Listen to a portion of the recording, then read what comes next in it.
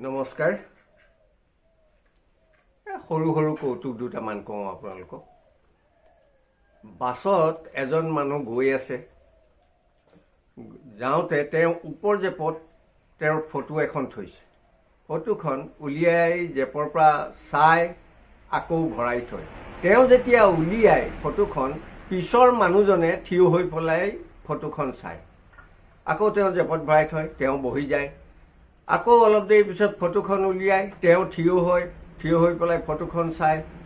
আকৌ ভৰাই থয় আকৌ অলপ দেৰি পিছত ফটোখন উলিয়াই চাই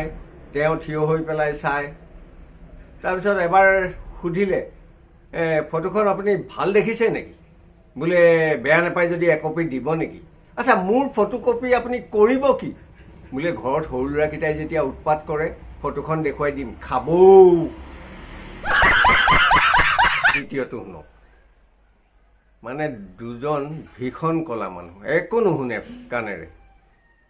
তো এজন ঘৰৰ পদূলিত ৰৈ আছে আৰু এজনে ফুটবল খেল চাই আহিছে এই ঘৰত ৰৈ থকাজনে চাইকেল লৈ অহা কলাজনক সুধিছে ঐ ৰে বল খেল চাই আহিলে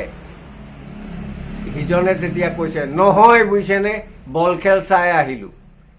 তেতিয়া এইজনে আকৌ কৈছে মই আকৌ বল খেল চাই আহিলে বুলি ভাবিছিলোঁ